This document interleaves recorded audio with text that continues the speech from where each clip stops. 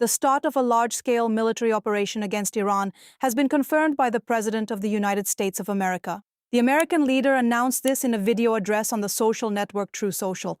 In his lengthy speech, he emphasized that Tehran's threatening actions pose a direct danger to the United States, its troops, and its allies.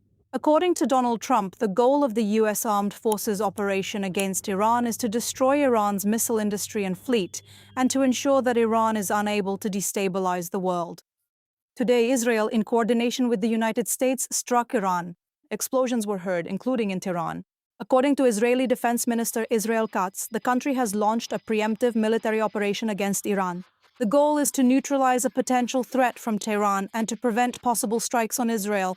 According to Iranian media, about 30 targets across Iran were attacked, including the president's residence and the intelligence headquarters.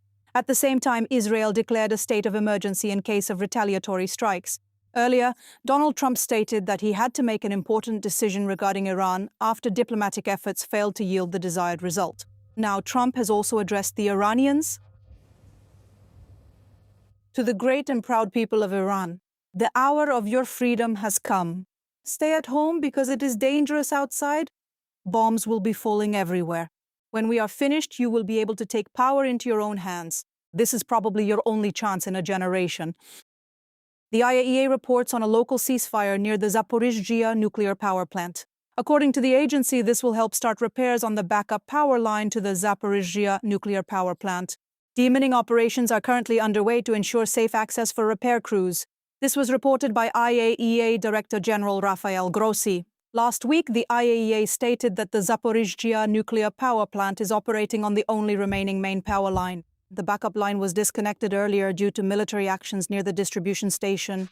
The agency's experts working at the Zaporizhzhia Nuclear Power Plant have not had access to this area for several years due to security restrictions. The largest nuclear power plant in Europe, the Zaporizhzhia NPP, was seized by Russian forces in February 2022. Since then, all 6 reactors have been in cold shutdown mode. The National Security and Defense Council will approve a strategy to strengthen Ukraine's energy resilience. This was stated by Volodymyr Zelenskyy in his evening address. According to him, detailed plans have already been prepared by region for the restoration and upgrading of the protection of energy facilities. Here is a quote, taking into account everything that Russia did in the winter and what it may do next. The president also noted that he is counting on the maximum involvement of regional administrations and local authorities in order to share the positive experiences that some regions and communities have had with other regions that faced more problems and unresolved issues this winter.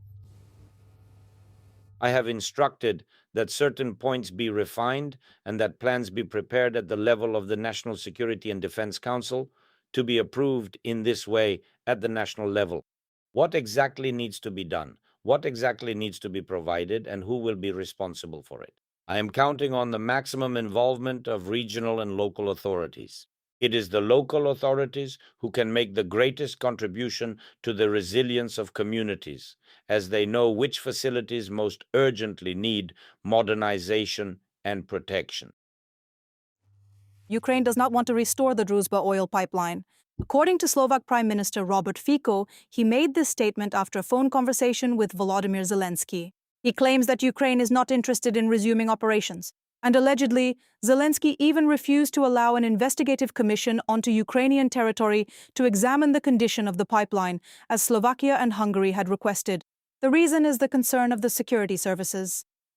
At the same time, Fico stated that he accepts Zelenskyy's proposal to hold joint negotiations regarding the repair of the Druzhba pipeline and instructed to determine the date and location, as he would prefer to meet on EU territory rather than in Ukraine. Is this proposal acceptable for Ukraine?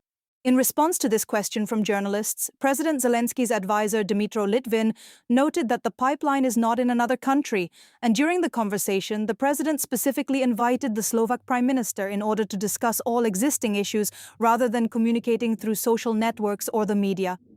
Fico and Hungarian Prime Minister Orbán are requesting that an investigative commission be allowed access to the Druzhba oil pipeline, as they do not believe that the resumption of the pipeline's operation is impossible due to technical obstacles. They believe that the pipeline, which supplied Russian fuel to Hungary and Slovakia, was allegedly shut down for political reasons. Let me remind you, the Druzhba pipeline has been damaged multiple times during Russian attacks on Ukraine. The most recent of these occurred at the end of last year and the beginning of this year. Money for Ukraine. The International Monetary Fund has approved a new loan program for our country. We're talking about $8.1 billion over 4 years. As Prime Minister Yulia Svyridenko reported, Kyiv will receive the first tranche in the near future, $1.5 billion. These funds will be directed toward financing the budget deficit and supporting macro-financial stability. The head of government emphasized the importance of the fact that, in the 5th year of the full-scale invasion, Ukraine has guaranteed international financial support from its partners and resources for the stable functioning of the state. The government also reported $41 million in aid from Japan. These funds will be directed toward urgent needs in reconstruction, strengthening critical infrastructure, and supporting socially significant sectors. The former Prime Minister of the United Kingdom has become an advisor to the Ukrainian president on the country's economic recovery. Rishi Sunak held the post of Prime Minister in his homeland from the fall of 2022 until mid-2024. During that time, he actively supported and assisted Ukraine, and now he has joined the International Advisory Council for Ukraine's economic recovery as an advisor to Zelenskyy. Its first meeting took place the day before. This council is meant to bring together experts who will provide the president with answers and advice on supporting and restoring the national economy. Sunak will also help Ukraine attract investment in the defense sector and strengthen its energy resilience. Rishi Sunak will not receive a salary in this position. Bill Clinton testified before the House of Representatives regarding the affairs of Jeffrey Epstein, who was accused of sexual crimes. He denied knowing about Epstein's crimes. The deposition lasted more than 6 hours. He is the first former U.S. president forced to testify by subpoena before a congressional committee. He was asked a lot of questions. In particular, he was shown photographs with women from Epstein's files, which were recently released by the Department of Justice. Clinton mostly answered no to all the questions. However, he did answer all of them. Even before his testimony, Clinton stated that his brief acquaintance with Epstein ended years before the financier's crimes became known. The former president himself said he was unaware of them. Separately, Bill Clinton expressed indignation that his wife was called to testify, even though she had never communicated with Epstein and was not even acquainted with him. The same cannot be said about the former president himself. Investigators calculated that during Clinton's presidency, Epstein visited the White House 17 times while the president was there. Moreover, in the early 2000s, Clinton used Epstein's plane several times and appears in several photographs in the investigation of the scandalous case. In Bolivia, near the capital La Paz, a military plane loaded with money crashed. At least 15 people were killed and another 30 were injured. However, some of it was destroyed in the presence of bank representatives.